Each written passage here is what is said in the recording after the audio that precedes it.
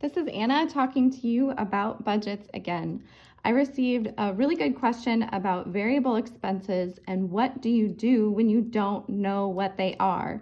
For example, maybe you purchased with cash and you don't have the receipts anymore and you need to make an estimate but you don't know how.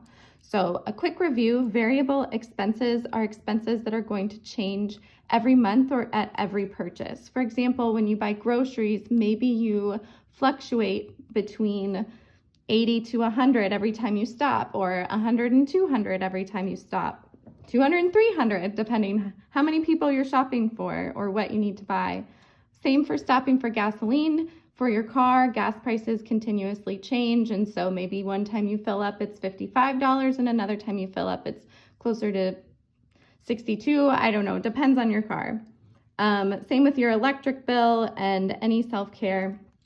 Fixed expenses, just as a review, examples of these would be things that don't change every month. That means they would stay the same. So you've got your rent, your mortgage, your cell phone payment, school loans, car insurance, all that should be the same every month. And so let's dive into how do we figure these out if we're not sure. So I've got a lovely little example layout here for us. And we've got our variable expenses at the top. You're going to write expense weekly, and if you notice right here it says multiply by 4. Bi-weekly, that means every 2 weeks, multiply by 2, and monthly total with a question mark because that's what we're trying to figure out. So we have our expense of, we're going to do groceries. Okay, we've got our grocery bill here. Maybe you stop every week. On Sunday, when you're coming home from somewhere or when you're heading out the door, you're like, oh, I'm gonna stop for groceries. And you know that every week at groceries, you spend more than $100, but less than $200. And if you know it's closer to $200, then round up. But otherwise, we're just gonna say $150. That's because you stop every week.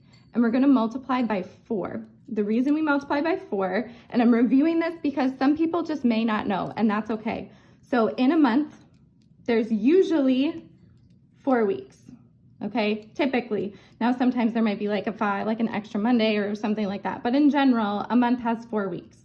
And so we are gonna multiply 150, we don't need anything here, by, oh, not by 5, by 4. And if you can't do that math in your head, that's okay, grab a calculator. 150 times 4 is 600. So you are roughly spending $600 a month on groceries. Now let's do a bi-weekly example. Maybe you're filling up for gas for your car and you do not stop every week.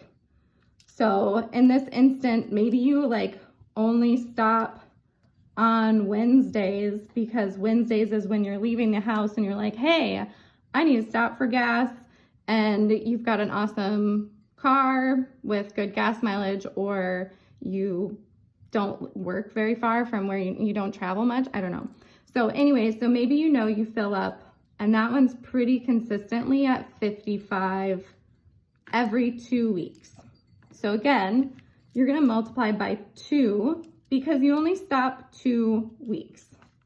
Okay, so here's our calculator. 55 multiplied by 2 is 110. So you now know that you spend roughly $110 a month on gasoline for your car. This is just an example again on how you can estimate if you usually pay cash for these items and you've got an idea of how much you're spending, but you're not quite sure. One thing I want to warn you about, people tend to can we see that? No, let's write it here. People tend to underestimate how much they spend on groceries, and you don't want to do that. It is better for budgeting if you overestimate, because then that way, if you have extra money at the end of the month, you're happy. Here's my little smiley face. Thanks for listening. Keep sending those questions. Happy to help.